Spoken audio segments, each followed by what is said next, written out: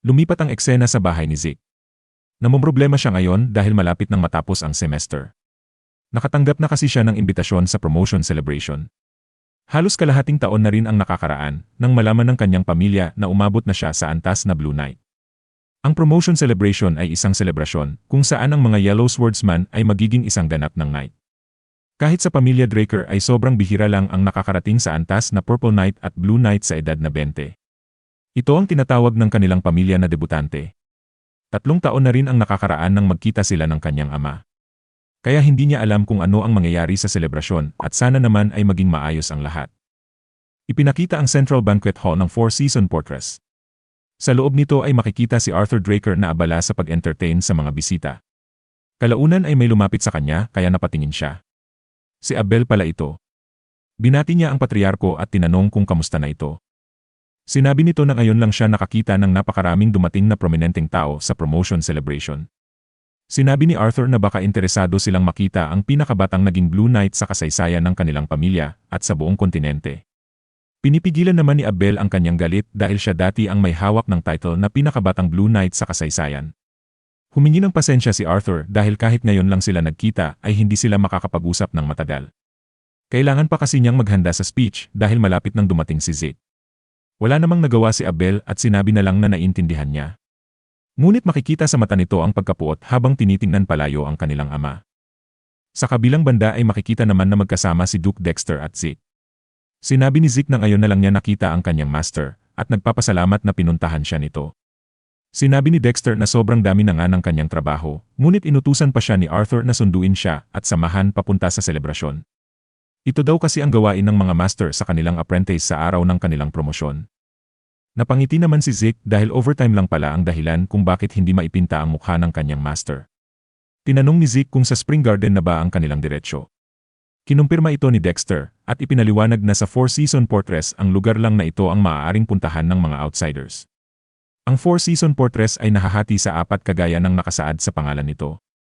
Ang unang parte ay ang Spring Garden kung saan dito ginaganap ang mga event at seremonya at open ito sa publiko. Pangalawa ang Summer Lock kung saan matatagpuan ang mga opisina na humahawak sa negosyo ng mga Draker. Ang pangatlo ang Autumn Hall na para rin sa mga seremonya, ngunit eksklusibo lang para sa pamilya Draker at sa mga pamilyang nasa ilalim nito. At ang panghuli ay ang Winter Keep kung saan nakatago ang mga artifacts ng pamilya. Ang iba sa mga artifacts na ito ay 1000 taon na. Ngayon lang ito nalaman ni Zeke dahil sa nakaraan niyang buhay ay hindi na siya umabot dito. Pinalayas na kasi siya agad nang malaman ng pamilya na wala siyang kakayahang gumamit ng aura. Nakarating na sila sa pintuan ng pinagdadausan ng event. Sinabi ni Dexter na hanggang dito na lang siya dahil ang taong paparangalan lang ang maaaring dumaan sa pintong ito. Hindi rin siya makakapanood ng kanyang promosyon dahil may mga bagay pa siyang kailangang ayusin. Ngunit ipinaalala nito na kailangan niyang maging kampante at tumindig ng makisig. Natuwa naman si Zeke dahil kahit papaano ay naramdaman niyang may nag-aalala sa kanya. Ngunit niloko niya si Dexter at sinabi na wala yata siyang tiwala sa kanyang apprentice. Tumawa rin si Dexter at sinabi na ipangako niya na hindi siya gagawa ng kalokohan upang hindi na madagdagan ang kanyang problema. Lumipat ang eksena at maririnig ang mga trompeta. Sumigaw ang host at sinabi na dumating na ang panauhing pandangal na si Zeke Draker.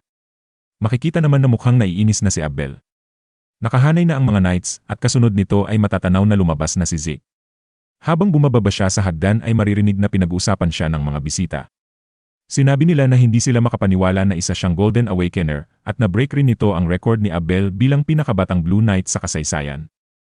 Marami pa silang sinasabi at karamihan sa kanila ay pinagkukumpara ang dalawa. Sinabi ni Arthur na bilang pinuno ng mga Dragon Slayers ay idinideklara niya na si Zeke Draker ay isa na ngayong ganap na knight. Makikitang nakaluhod si Zeke sa kanyang harapan at ipinatong nito ang espada sa kanyang balikat, tanda ito na isa na siyang knight. Makikita na napakaraming nang dumalo sa promosyon na ito. Ngunit sinabi ni Arthur na hindi lang ito at natigilan si Zeke. Idinideklara rin niya na si Zeke Draker ay isa ng formal na knight ng pamilya Draker. Nagulat si Zeke pati na rin ang mga tao sa buong banquet hall. Dahil isa na siyang formal na knight sa edad na 15. Sinabi nila na kahit isa pa siyang Blue Knight ay napakabilis naman ito. Dahil ang tanging kondisyon upang maging isang formal na knight ng pamilya Draker ay nangangailangan ng tunay na achievements. Dahil kahit pa umabot ka sa antas ng Purple or Blue Knight, ang achievements pa rin ang magiging basehan upang maging formal na knight ng mga Draker. Kahit nga si Abel dati na pinakabatang Blue Knight, ay naging formal lang na knight ng mga Draker matapos makapag-ipon ng mga achievements sa loob ng 3 buwan. Ngunit bakit ang deklarasyon ni Arthur ngayon ay kontra sa tradisyon at kinagisnan ng kanilang pamilya? Sinabi ni Zeke na ang pinuno ng pamilya lang ang may kapangyarihan na magbigay ng ganitong promosyon, kaya siguradong walang magrereklamo. Ngunit hindi niya ngayon maisip kung ano ang plano nito. Sinabi ni Arthur na nagpapasalamat siya sa oportunidad na maipakilala sa lahat ang kanyang anak na si Zeke Draker. Hindi lang siya isang Golden Awakener, siya rin ngayon ang pinakabatang Blue Knight sa kasaysayan. Sa kanyang tingin si Zeke ay magiging isang ehemplong knight, at mas lalampasan pa siya nito pagdating ng panahon. Itinaas niya ang baso, at sinabi na ang tagay na ito ay para sa kapayapaan sa buong kontinente, at mabuhay ang pamilya Draker. Malugod naman itong tinanggap ng mga bisita at inulit ang sinabi ni Arthur. Pinangunahan ni Arthur ang pag-inom at sabay-sabay na rin na uminom ang buong angkan. Sinabi ni Zeke na sa nakaraan niyang buhay ay isa si Arthur sa nagtakwil sa kanya. Ngunit ngayon na mayroon na siyang talento ay umaasta itong isang proud na ama. Bigla siyang tinawag ni Arthur. Sinabi nito na sumunod siya sa kanya dahil may pupuntahan sila. Gusto niyang makausap siya ng sila lang na mag-ama. Sinabi ng tauhan ni Abel na kontrolin nito ang kanyang ekspresyon. Dahil kitang-kita na sa kanyang mukha na hindi siya natutuwa sa mga nangyayari. Nakinig naman siya sa sinabi ng lalaki at umalis na muna sila sa venue. Si Zeke naman ay makikitang lumabas sa isang kwarto. Mukhang nakapag-usap na sila ng kanyang ama. Nagtataka siya kung bakit siya binigyan ng token ni Arthur. Ang token na ito ay magagamit na pamalit sa isang bagay o kahilingan sa pamilya Draker. Naiinis siya dahil hindi niya maintindihan si Arthur, ngunit hindi na rin masama kung mayroon siya nito. Ang iniisip niya ngayon ay ang banquet dahil nagtatagal ito ng mahigit sa isang araw. Kaya iniisip niya ngayon kung ano ang kanyang gagawin habang siya ay nandito.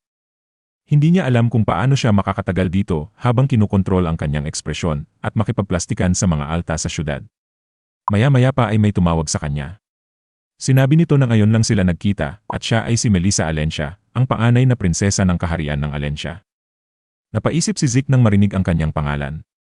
Sa nakaraan niyang buhay ay natatandaan nito na Melissa ang pangalan ng monarkiya ng Alencia. Hindi siya katulad ng kanyang sakiting ama.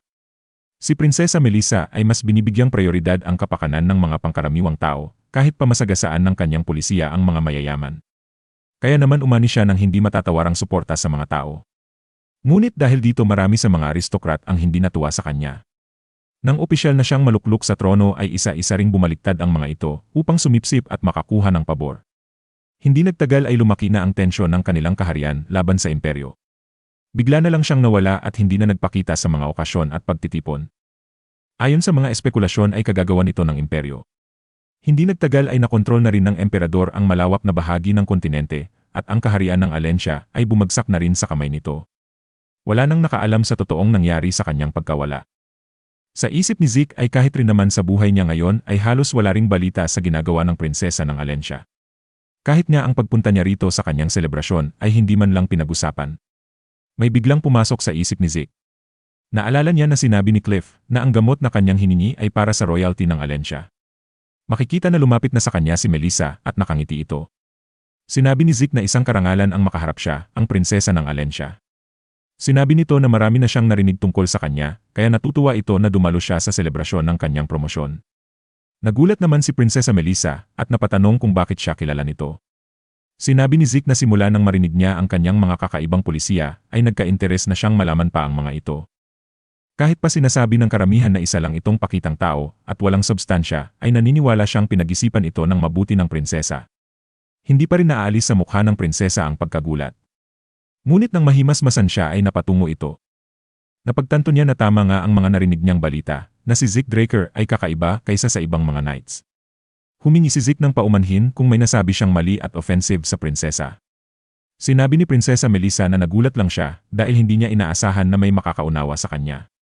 Nagpasalamat ito at nagpaalam na. Sinabi niya na isang karangalan rin na siya ay makilala. Tinanong ni Zeke kung bakit siya agad nagpapaalam. Sumagot si Melissa na gusto rin naman niyang magkausap pa sila ng mas matagal, ngunit ayaw naman niyang sarilihin ang panauhing pandangal ng okasyong ito. Napansin ni Zeke na hindi man direktang nakatingin sa kanila ang mga tao, ay ramdam niyang nakafocus ang atensyon ng mga ito sa kanilang dalawa. Sinabi ni Melissa na huwag siyang mag-alala dahil maraming oportunidad pa naman ang darating para sila ay magkita. Lumipas ang ilang oras at makikita si Zeke na patuloy na binabati ng mga bisita. Sinabi ni Zeke sa kanyang isip na sa wakas ay natapos na rin ang mahabang pagbati at ngayon ay makakahinga na siya. Hindi talaga siya bagay sa mga ganitong okasyon. Napatingin si Zeke sa kanyang kaliwa. Bigla kasing nagkaroon ng komosyon dahil sa ingay ng kalampag ng mga nagkikiskisang bakal mula sa armor na suot ng bisitang parating. Nagtataka siya ngayon kung sino ang siraulong magsusuot ng armor sa isang formal na selebrasyon. Sinabi ng bisita na natutuwa siya na nagkita na sila. Tinanong niya kung siya ba si Zeke Draker, ang panauhing pandangal sa piging na ito. Ang lalaking ito ay si Calus, ang ika-4 na prinsipe ng imperyo. Sa nakaraan niyang buhay ang taong ito ay kumampi kay Abel upang magsimula ng Continental War. Nagpakilala ito kay Zeke at sinabi na siya si Calus Nerva Constantinos, ang ika-4 na prinsipe ng imperyo. Hindi naman siya kinamayan ni Zeke. Tumungo lang ito at sinabi na Your Highness Lord Calus isang pagbati. Nagpapasalamat siya sa kanyang pagdalo sa selebrasyon ng kanyang promosyon. Nagulat naman ang prinsipe dahil hindi niya kinuha ang kanyang kamay. Ngunit binaliwala na lang niya ito at sinabi na hindi niya kailangan maging formal at mag-inom na silang dalawa. Tinawag niya ang kanyang tauhan at sinabi na magdala agad ng alak. Sinabi niya na huwag silang paghintayin dahil kasama niya ang magiging pinakamahusay na knight ng kontinente. At dahil dito ipagdiriwang nila ngayon ang una nilang pagkikita. Agad namang dumating ang alak at sinabi ni Calus na ang unang shot na ito ay mula sa ika-4 na prinsipe ng imperyo. Nagbulungan naman ang mga bisita at napatanong sila kung seryoso ba ang prinsipe sa kanyang mga sinasabi. Dahil kahit pa isa ng Blue Knight si Zeke ay isang bata pa rin ito. Nag-iisip tuloy sila kung may pinaplano ba ang prinsipe o baka ginagawa lang niya ito upang makuha ang pabor ng mga Draker. Sinabi ni Calus na mag-iinuman sila hanggang sa bumagsak. Nakita rin niya si Abel at sinabi na sumama siya sa inuman nila ni Zeke. Nagpasalamat si Abel, ngunit sinabi nito na may importante lang siyang sasabihin sa prinsipe kaya lumapit siya sa kanila. Nagulat si Calus at tinanong kung ano ito. Sinabi ni Abel na masyadong maraming tainga sa paligid at mas mabuti kung lilipat sila sa ibang lugar. Makikita naman kay Zeke na napapaisip ito. Humingi ng paumanhin si Calus kay Zeke dahil hindi na matutuloy ang kanilang inuman at sinabi na sa susunod na lang nilang pagkikita. Umalis na ang maiingay at kahit papaano ay kumalma na ang sitwasyon. Sinabi sa bulungan na hindi sila makapaniwala na isa siyang prinsipe sa kanyang asal. Nagpapasalamat sila kay Abel dahil inakala nila na inayos nito ng mahinahon ang sitwasyon at isinama palabas ang prinsipe. Napansin ni Zeke na ang mga aristokrat ay puro papuri kay Abel. Natural lang naman ito dahil wala silang alam sa kanyang mga ginagawa. Sa kanilang mata, siya ay isang nakakatandang kapatid na tumutulong lang na makaalis sa isang sitwasyon ang kanyang kapatid.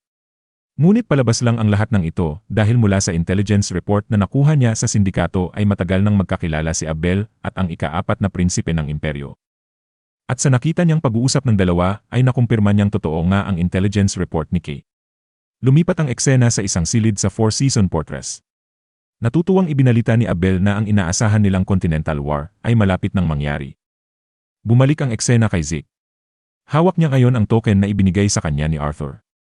Naalala niya na tinanong ni Arthur kung kamusta na ang kanyang plano na maging pinakamalakas sa buong kontinente. Sinabi nito na base sa dami ng mga prominenteng taong umattend sa kanyang selebrasyon, ay mukhang maganda naman ang takbo nito. Nagpasalamat si Zeke at sinabi na ang lahat ng ito ay dahil sa patriarko na pinuno ng pamilya. Sinabi ni Arthur na masyadong formal naman kung tatawagin siya nitong patriarko kung sila na lang dalawa ang magkausap. Mas mabuti nang tawagin na siya nitong ama. Kinilabutan si Zeke nang marinig ito. Hindi niya inaasahan na sasabihin ito sa kanya ni Arthur, kagaya rin ng sinabi sa kanya ni Carly na tawagin na lang siya nitong ate. Noong una ay hindi niya maintindihan kung bakit ito sinabi ni Carly. Ngunit nang ipinaliwanag niya na gumagalaw si Abel upang kunin ang suporta ng mga elders ng pamilya, ay naintindihan na niya ito. Hindi naman maaaring si Carly lang ang nakapansin nito at nakalusot na lang sa mata ng pinuno ng pamilya.